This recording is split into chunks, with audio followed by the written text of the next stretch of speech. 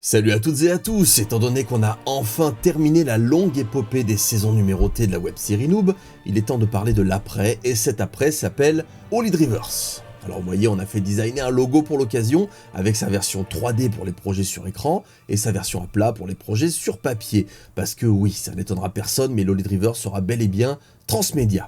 Allez, on y va pour les explications, en commençant par la structure de Holy Drivers. Le postulat de départ est simple, tout ce qui a été créé jusqu'à présent fait partie d'un tout cohérent qui s'appellera désormais Holy Drivers.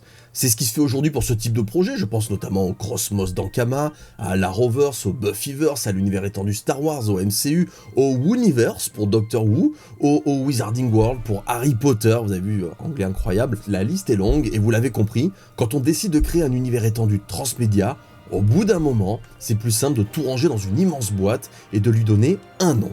Après, une fois qu'on ouvre cette boîte, si tout est en vrac, ça n'a pas beaucoup d'intérêt. Alors, voyons comment on agence tout ça. En ce qui concerne Holy Drivers, tout est classé selon 3 branches. Le lore, l'in-game et l'IRL. Après la saison 11, tout ce qu'on va sortir sera classé et chaque contenu possédera son petit logo pour savoir dans quelle branche on se situe.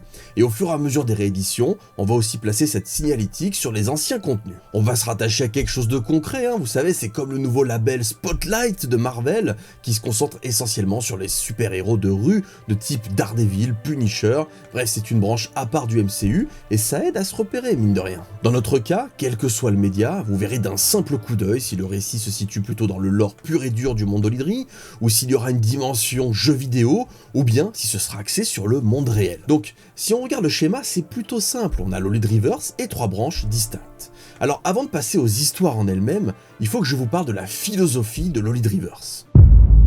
Jusqu'à présent, on a privilégié un contenu plutôt feuilletonnant, surtout au format vidéo. Par exemple, vous aurez du mal à comprendre la saison 11 de Noob si vous n'avez pas vu les 10 précédentes. Alors, moi je trouve que c'est bien de l'avoir fait, ça offre un socle extrêmement solide à notre univers, mais en 2024, les gens n'ont plus le temps de rattraper 150 épisodes pour comprendre le 151e sur lequel ils viendraient tomber par hasard grâce au jeu des suggestions de l'algorithme.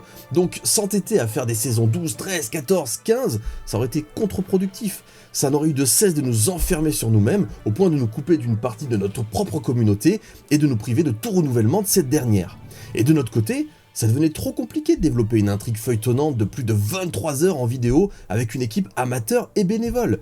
Même si depuis 16 ans le groupe se porte bien et qu'on est toujours aussi motivé, les aléas de la vie font que certains habitent loin, parfois dans d'autres pays, on a des enfants, des métiers plus ou moins flexibles, donc rassembler les bons comédiens au bon moment pour que les meilleurs choix scénaristiques soient portés à l'écran, c'était devenu un véritable casse-tête.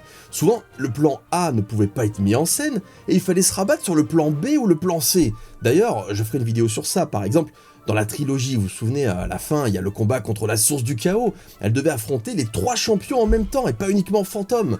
Donc à la fin, il devait y avoir Phantom, Spectre, Amaras, qui devaient balancer leur furie légendaire sur Saralzar dans un bouquet final explosif. Je sais pas vous, mais moi j'aurais adoré voir ça. Donc quelque part, il y a des petits regrets quand même ici et là, même si jamais c'est le monde amateur, on veut pas ce qu'on veut. Donc tout ça pour dire que le nombre de compromis était devenu trop important pour Noob en vidéo, et il fallait faire évoluer la manière dont on raconte nos histoires. C'est ce qui m'a amené à la philosophie que je m'apprête à vous révéler pour l'Holy Drivers. L'idée, c'est de sortir de l'aspect linéaire du format web-série aux saisons numérotées, pour s'orienter vers une constellation d'arcs narratifs indépendants. Peu importe leur durée, peu importe l'ordre dans lequel on les regarde, tout ce qui compte, c'est qu'ils apportent chacun leur pierre à l'édifice et que l'ensemble reste cohérent. Ainsi, chacun pourra choisir le type de média qu'il préfère sans se prendre la tête.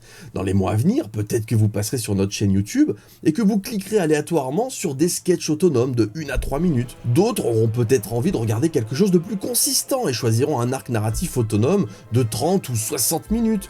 On aura aussi, pourquoi pas, des nostalgiques ou des nouveaux venus qui big-watcheront les 11 saisons de Noob, parce qu'ils sauront que ça forme un bloc autonome avec un début et une fin. Et ça, c'est pour le format vidéo, puisque les plus investis pourront aller plus loin avec les romans, les BD, les mangas, les light novels, les histoires audio, le jeu vidéo, le jeu de rôle et tout l'écosystème transmédia. Depuis le temps, je pense que vous avez compris que ça fait partie de notre ADN. Et à titre personnel, en tant qu'auteur, je ne vous cache pas que ce sera une énorme bouffée d'oxygène, parce que ces dernières années, il y a pas mal d'idées spontanées que je ne pouvais tout simplement pas tourner parce que l'intrigue ne s'y prêtait pas. J'étais tenu par la cohérence des saisons en cours, et chaque saison prenait entre 1 an et 1 an et demi de travail, et c'est c'était déjà tellement lourd à mener de bout en bout que je pouvais pas me permettre d'ajouter des dates de tournage et de post-produire du contenu supplémentaire en parallèle. Donc on a toujours été très souple, je m'adapte à tout, c'est l'un des secrets de notre longévité même, mais avec 153 épisodes feuilletonnants au compteur, ça devenait franchement compliqué de constamment se plier en quatre et de tout coordonner pour que cette immense intrigue reste cohérente et ne se transforme pas en une succession de plans B. Et puis, sur 50 à 60 personnages récurrents, certains ne sont plus forcément aussi disponibles et motivés qu'il y a 10 ou 15 ans. On en a même qui sont passés à autre chose, comme Nazetrime, Tenshirok ou Ardakos, tandis que d'autres ont intégré le roster des personnages récurrents, comme Padge ou Titan depuis la saison 9, ou Rafale depuis la saison 6. Donc je dois faire très attention à ce que Noob en vidéo ne dépende pas de la présence ou non de certains personnages. Pour que tout le monde soit à l'aise, et je m'inclus dedans, il faut une configuration flexible et sans pression. Les membres de l'équipe viennent tourner si ça leur fait plaisir, le projet doit être assez souple pour les accueillir quand ils ont du temps à lui accorder, et chacun doit être libre de s'arrêter temporairement ou définitivement s'il le souhaite, sans que ça n'impacte tout le reste. On a toujours fonctionné ainsi jusqu'au jour où on a failli ne plus pouvoir appliquer cette méthode parce que le contenu était devenu un bloc beaucoup trop massif pour être compatible avec cette notion de flexibilité. Mais on a quand même réussi à aller au bout de cette méga intrigue linéaire, et maintenant, pour que l'aventure Noob continue dans d'excellentes conditions, j'ai entrepris 2 énormes chantiers. Le premier consistait à finir les saisons numérotées avec un final à pleine puissance, et avec la saison 11, on s'est vraiment donné du mal pour faire honneur à notre format originel. Il fallait respecter ce projet long de 16 années en le terminant comme on l'avait commencé, avec la même énergie, la même envie, et je pense que de ce côté-là, le contrat est rempli. Et le deuxième gros chantier, c'était de réfléchir, puis de mettre en place une nouvelle façon de poursuivre Noob, en prenant en compte à la fois la réalité de notre groupe, de notre communauté, et de la façon dont on crée et dont on consomme de la fiction presque 2 décennies après nos débuts, ce qui nous amène à cette vidéo. Passons maintenant au contenu de Lolly-Drivers, parce qu'au final, c'est ça le plus important. On va commencer par classer les licences connues dans les différentes catégories. Dans la branche lore, on a Neogicia. Dans la branche in-game, on a Noob, Rush et Reroll. Dans la branche IRL, on a le bloc de Gaïa et, petite surprise, Warp Zone Project, qui rejoint officiellement Lolly-Drivers. Les passerelles sont discrètes entre Noob et Warp Zone Project, mais elles ont toujours existé. Il y a même eu un spin-off canon dans la saison 9 de Noob. Donc tout ce que je peux dire à ce stade, c'est que c'est bel et bien le même univers, mais que les intrigues seront compartimentées et on restera dans le registre du clin d'œil subtil.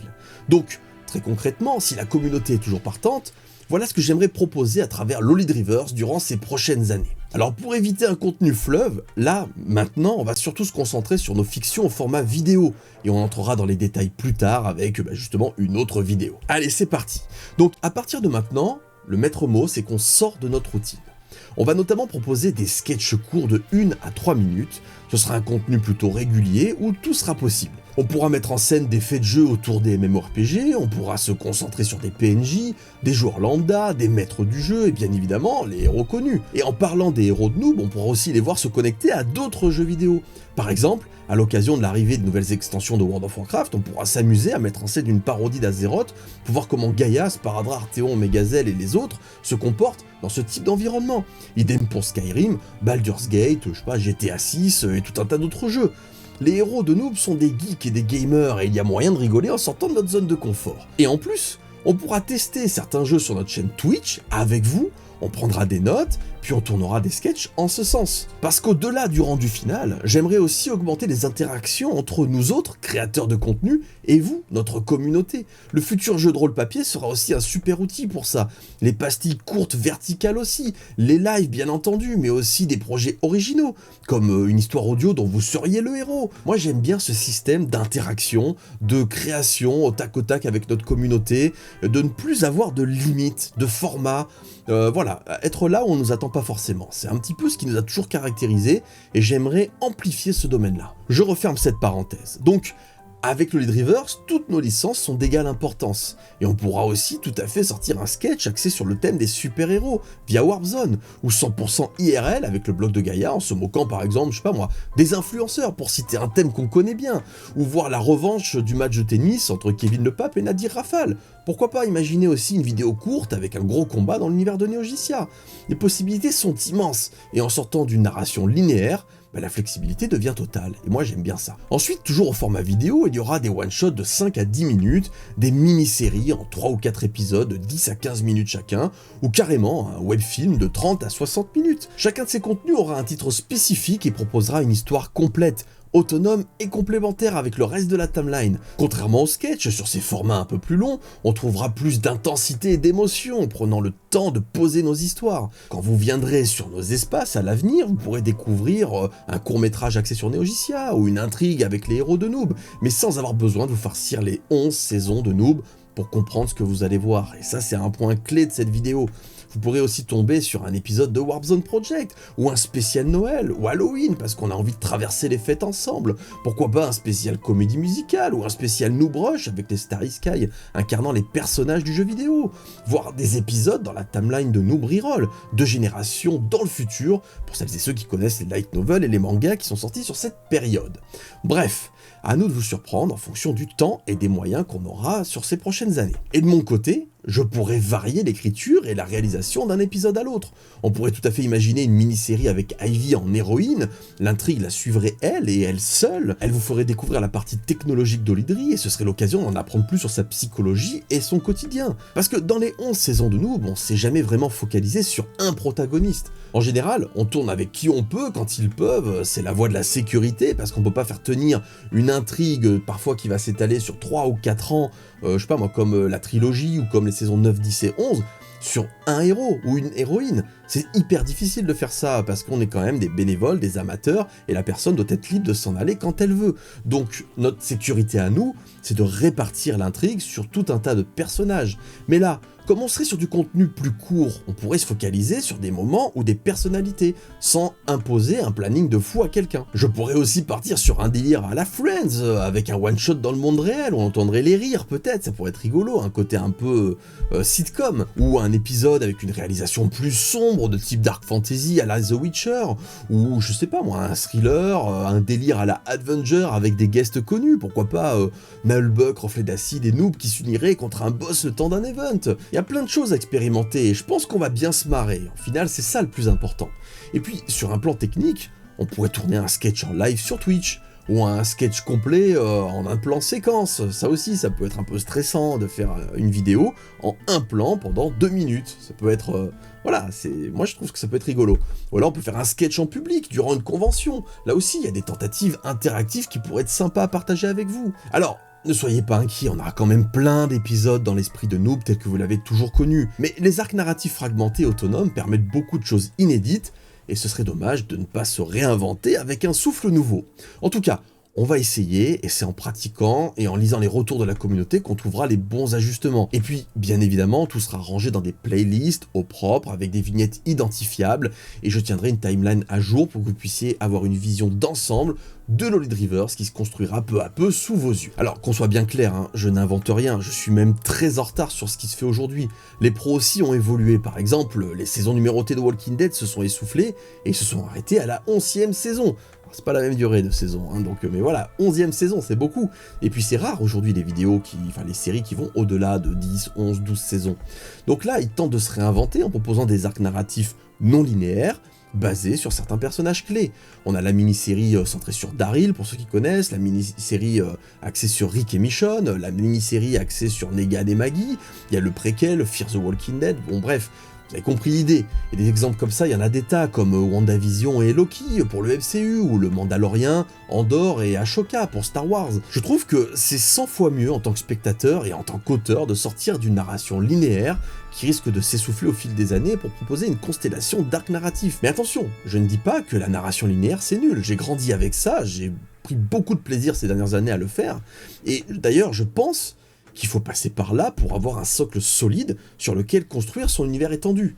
Donc avec Noob, on a la chance de pouvoir compter sur les 11 saisons. Lolidrivers, c'est juste une évolution logique, totalement dans l'air du temps, et sur le papier, ça nous correspond parfaitement, aussi bien d'un point de vue artistique que logistique, que humain finalement, et j'espère que ça se retranscrira dans ce que vous verrez plus tard. Donc on va voir ce que ça donne.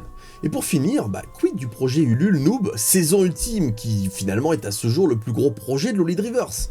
Alors, initialement, cette saison ultime devait être la saison 11, je sais pas si vous avez revu la vidéo de présentation du crowdfunding, mais je parle de Noob la saison ultime, qui serait la saison 11. Mais comme toujours, j'ai doublé ma charge de travail, et je vous ai proposé une saison 11 en plus. Je vous donnerai mes raisons dans 2 secondes. En tout cas, très concrètement, Noob, les donjons éphémères, donc cette fameuse saison 11 en cours de diffusion, elle va conclure l'immense bloc des saisons numérotées. Je pense que depuis le temps, vous avez saisi l'idée. C'est un contenu en plus. Tout le monde va profiter de ce bonus gratuitement sur internet, et tous les contributeurs du Ulule de 2022 vont la recevoir en contrepartie supplémentaire en qualité digitale max. Ensuite, côté palier physique, les gens qui font la collection en Blu-ray simple pourront l'acheter sur PGM Stuff avec un bon de réduction spécial Ulule de 25%. On va faire une pré-vente, puis on fabriquera juste ce qu'il faut en boîte au format Blu-ray seul. Je parle vraiment du format seul, le petit Blu-ray avec la boîte bleue que vous connaissez. Dans un autre registre, celles et ceux qui ont commandé le gros coffret avec l'intégrale de Noob en web-série, vous n'avez rien à faire. Parce que même si c'était pas prévu dans le budget, ça coûtera pas trop cher d'ajouter un Blu-ray dans la box à tirage unique à l'effigie du coffre de guilde de Gaïa. Idem pour l'extension du coffret aujourd'hui écoulé à l'effigie de la tour Galamadri à Bouillac. Cette extension à poser sur votre tour sera prévue pour contenir du coup les saisons 9, 10 et 11. Donc même là aussi c'était pas prévu, mais on va ajouter encore un peu d'épaisseur à votre extension pour que vous n'ayez pas besoin d'acheter l'autre collector. On n'est pas du tout en délire de vendre 2 fois la même chose, puisque chaque objet de collection de Olydri, de Noob, enfin voilà, tout ça on les bichonne, et donc on fait hyper attention à ne pas imposer aux gens une espèce de piège en se disant voilà, tu as le coffret Noob, mais il s'arrête à la saison 8, et du coup tu dois acheter un autre si tu vas jusqu'à la saison 9. Non,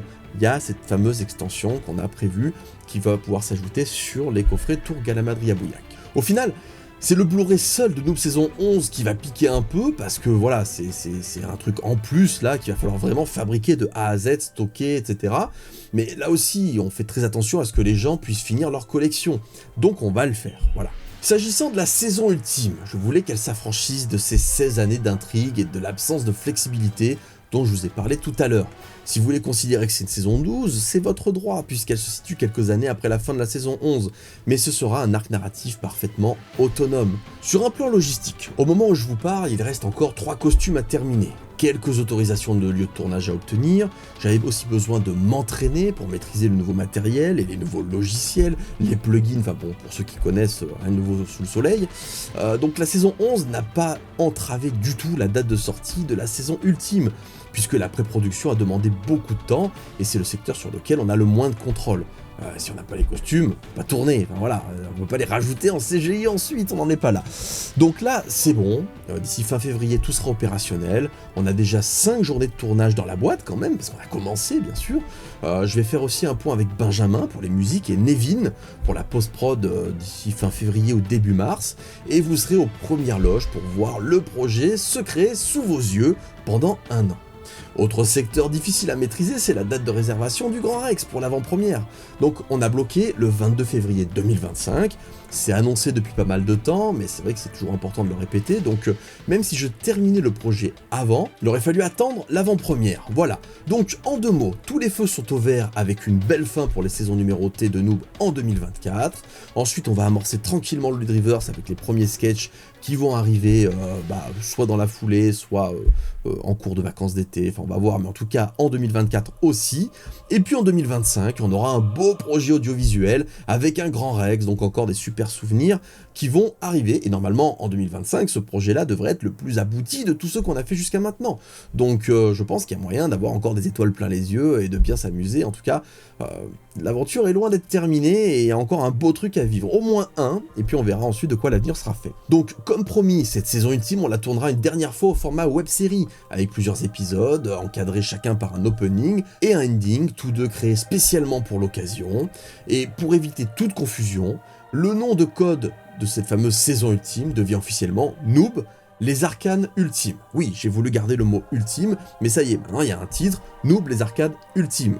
C'est un arc narratif, c'est autonome, vous comprendrez en voyant le contenu pourquoi je parle d'arcane ultime. Oui, ça, il y a une vraie raison, hein. Voilà dans les grandes lignes ce que j'ai en tête pour l'Olydriverse. On est sûr d'avoir des one-shots d'environ 10 minutes, puisque ça aussi, ça a été promis dans certains crowdfunding, donc on va terminer la liste des choses qui sont en attente. Je pense notamment à un épisode de Warzone Project, à un épisode axé sur les jeux de rôle, un épisode spécial Valentin, un épisode aussi 100% IRL, et sans trop m'avancer, je peux aussi dire qu'on est sûr d'avoir plusieurs sketchs, donc au moins ça c'est acquis. Ensuite, ça va dépendre de l'adhésion ou non de la communauté à ce nouveau contenu. Ça va aussi dépendre de est-ce que Internet accepte encore qu'on fasse de la fiction en indépendant. C'est pas évident. Aujourd'hui, on a même plus le temps de regarder tout ce qu'il y a sur Netflix, Amazon, enfin, il y a des portails. On peut même pas tous les citer tellement qu'il y a de portails aujourd'hui qui proposent de la fiction. Donc, est-ce qu'il y a encore des gens qui vont être intéressés par la fiction qu'on va proposer sur Internet ? On va essayer de se démarquer, on va essayer de faire des choses qui vont parler à notre génération, qui vont parler au monde geek. Peut-être qu'on a encore cette petite longueur d'avance sur le monde professionnel, je ne sais pas. En tout cas, on va essayer, donc voilà, ça va dépendre aussi des éventuels futurs crowdfunding, puisque contrairement à beaucoup de vidéastes, on utilise très peu les sponsors pour financer nos logiciels, nos ressources SFX, VFX, les costumes, leur stockage, leur déplacement dans notre petite camionnette, le matos audiovisuel et tout ce qui va avec. Enfin bref, j'ai fait plusieurs vidéos sur ça. Juste tourner de la fiction, c'est un truc qui coûte cher. Je crois qu'il y a plus de 10 000 € d'abonnement par an, juste pour avoir accès à des ressources SFX, VFX, pouvoir utiliser les plugins, ou même la Master Suite Adobe. Adobe, je crois que c'est 81 € par mois.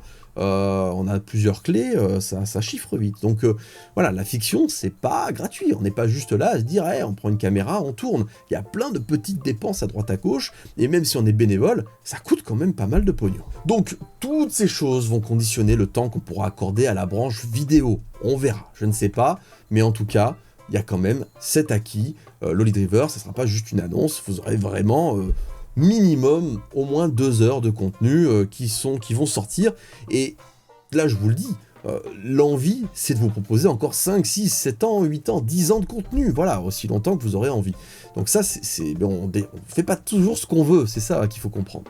Donc je proposerai une autre vidéo, j'approfondirai les différentes licences que sont Neogicia, Nobriroll et le reste, ainsi que les autres branches transmédia envisagées pour Lolly-Drivers. Parce que même si je fais pas ce que je veux pour la vidéo, je pourrais toujours écrire un bouquin, je pourrais toujours bosser, faire de la saga audio, etc. Ça coûte pas aussi cher, donc il y aura quand même un univers transmédia. C'est pour ça que j'ai longtemps hésité à vous proposer Lolly-Drivers, parce que je me posais la question de savoir, est-ce que Lolly-Drivers contiendra oui ou non de la vidéo? Est-ce qu'aujourd'hui les gens sont encore partants pour voir de la vidéo sur internet? La saison 11, là, semble m'avoir indiqué que oui, il y a encore un public pour ça, notre communauté, en tout cas, ça lui fait plaisir, et les statistiques semblent être suffisantes pour pouvoir espérer continuer dans ce domaine-là, donc j'inclus la vidéo dans le Drivers. De toute façon, on en a une de vidéo qui est acquise, mais bon, on va pas créer un Lolly-Drivers complet juste pour le projet Noob, les arcanes ultimes. Et oui, maintenant je ne parle plus de saison ultime. Donc voilà, la question était de savoir est-ce que ça va être un dernier au revoir en vidéo et puis ensuite c'est retraite en tant que vidéaste, ou la question était de savoir est-ce que oui ou non on peut se projeter encore sur pas mal de temps. Et le côté morcelé, plusieurs petits contenus, etc., tout ça fait que on peut arrêter quand on veut finalement, sans aucun dommage. Donc voilà, il n'y a plus de stress, ça va se jouer entre Internet, vous et nous, et puis tous ensemble, on discutera au fur et à mesure, et vous nous direz, c'est bon, c'est pas bon comme contenu, ça nous plaît, on n'a plus le temps, au contraire, il y a un petit modèle économique qui se crée, parce qu'avec les sketchs, il y a une régularité, et hop, nous, ça nous permet peut-être même de me faire aider, pourquoi pas. Imaginez un monde dans lequel je pourrais me faire aider avec quelqu'un qui pourrait faire quelques effets spéciaux à l'année, je ne sais pas.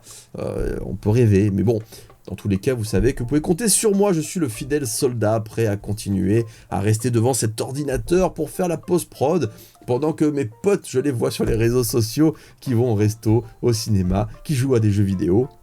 Mais c'est ma passion, et de toute façon, je serais bien triste si jamais je ne faisais plus la vidéo et tout ça, c'est vraiment ça, ça me plaît plus, encore plus que de jouer aux jeux vidéo, et en plus avec ce que je vous ai raconté aujourd'hui, eh ben, le fait de faire des sketchs va, entre guillemets, m'obliger, va pas falloir forcer beaucoup, ça va m'obliger à jouer à des jeux vidéo avec les copains, donc voilà, finalement c'est la formule parfaite. Donc on parlera du transmédia plus tard, sachez simplement que Lolly-Driver sera aussi enrichi de nouveaux romans, notamment pour Neogicia et Noob, de nouveaux light novels, il y aura une suite à Nobriroll, il y aura des sagas audio, certaines sérieuses, d'autres humoristiques, avec des voix célèbres, ça serait vraiment cool qu'on puisse en avoir le plus possible. Il y aura une encyclopédie tome 2 également, je bosse dessus depuis pas mal de temps, et il y a largement de quoi remplir la deuxième, parce que la première survole l'entièreté du monde d'Olydri, mais ensuite il va falloir rentrer dans les détails.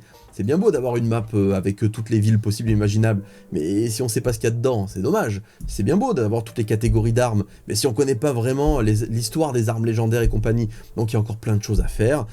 Peut-être aussi de nouvelles bandes dessinées et mangas, mais ça coûte très cher à faire, donc on verra. Pourquoi pas aussi un nouveau jeu vidéo, mais de préférence cette fois via le circuit classique, parce que certes, on a fait un crowdfunding de folie, mais à la fin, 750 000 € pour un jeu vidéo, c'est rien. Nos copains, les licences cousines, comme Nullbuck et tout ça, c'est entre 5 à 6 millions d'euros via le circuit classique. C'est pas du tout la même force de frappe. Donc, ouais, pourquoi pas, si le circuit classique l'a fait pour Nullbuck, si jamais il y a ce côté aussi hybride peut-être pour Maliki, pourquoi pas espérer avoir un jeu vidéo noob via le circuit classique avec un gros budget, qui ne prendrait pas autant de temps, puisqu'évidemment, là pour le coup, ça serait un studio qui s'en occuperait, je serais entre guillemets scénariste consultant, ça peut être pas mal. Donc, pourquoi pas, tout est possible.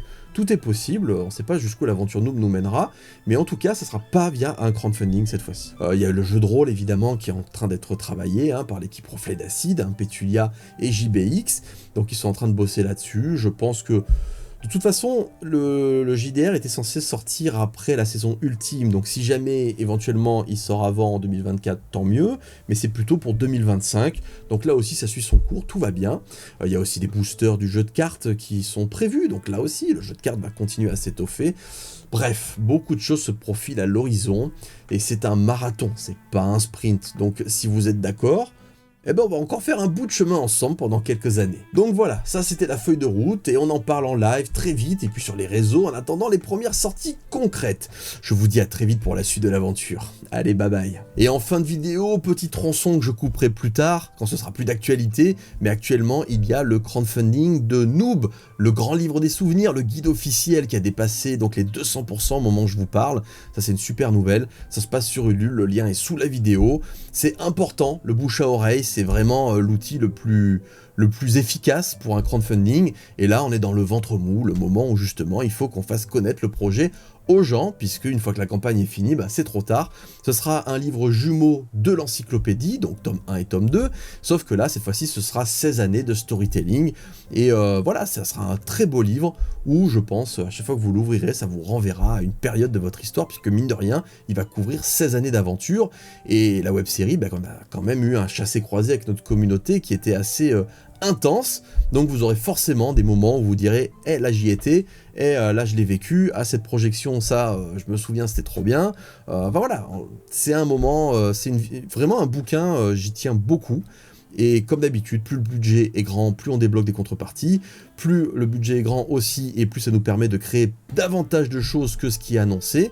Vous savez comment on fonctionne depuis le temps, on fait pas des sponsors toutes les 2 minutes, je dis pas qu'on en fera jamais, mais en tout cas, aussi longtemps qu'on pourra ne pas en faire, on n'en fera pas. C'est ça notre modèle économique. Donc vous savez que quand on fait un crowdfunding, plus vous tapez fort, et plus ça nous permet de continuer longtemps et de proposer des choses un peu inédites. Voilà, je vous dis à très bientôt, et restez connectés pour la suite de l'aventure. Allez, bye bye.